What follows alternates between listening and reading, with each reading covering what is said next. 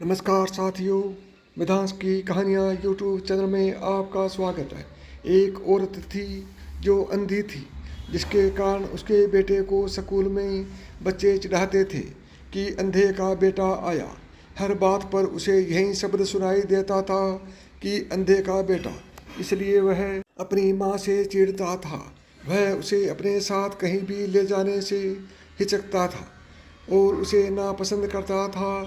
उसकी माँ को बहुत बुरा लगता है, लेकिन फिर भी उसकी माँ ने उसे पढ़ाया और इस लायक बनाया कि वह अपने पैरों पर खड़ा हो सके। एक दिन वह बहुत बड़ा और सफल व्यक्ति बन गया, लेकिन जब वह बड़ा आदमी बन गया तो उसने अपनी माँ को छोड़ दिया।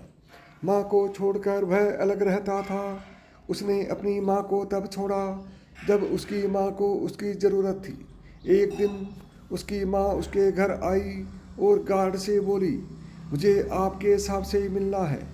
गार्ड ने अंदर जाकर अपने बॉस से कहा कि एक बूढ़ी औरत आपसे मिलना चाहती है। तो मालिक ने कहा, बता दो कि मैं अभी घर पर नहीं हूँ। गार्ड ने बाहर आकर बुढ़िया से कहा कि वह अभी घर पर नहीं है। उसकी माँ को बहुत दुख हुआ कि मेरा बेटा अब भी मुझसे इतनी नफरत करता है कि वह मुझसे मिलना ही नहीं चाहता। वह बहुत दुखी मन से वहाँ से चली गई। थोड़ी देर बाद जब लड़का अपनी कार से ऑफिस के लिए निकल रहा होता है तो देखता है कि उसके सामने बहुत भीड़ है और यह जानने के लिए कि वह वहाँ भीड़ क्यों है, वह अपनी माँ को वहाँ लेटा हुआ देखता है।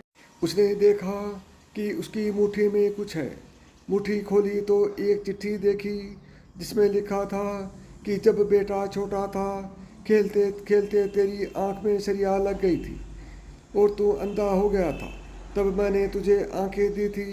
यह पढ़कर लड़का जोर जोर से रोने लगा, लेकिन अब उसकी माँ उसके पास नहीं आ सकती थी। इस कहानी से शिक्षा मिलती है कि हमें समय रहते लोगों की कीमत समझनी चाहिए और किसी को भी अच्छी तरह जाने बिना उसके बारे में कोई फैसला नहीं लेना चाहिए।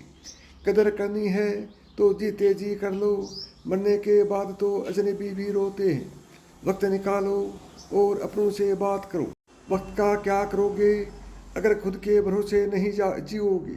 साथियों, यदि मेरी बताई हुई कहानी आपको पसंद आई हो तो अभी बिना देर किए हुए तुरंत मिधांस की कहानियाँ यूट्यूब चैनल को सब्सक्राइब करें। नमस्कार दोस्तों, जय श्री कृष्णा।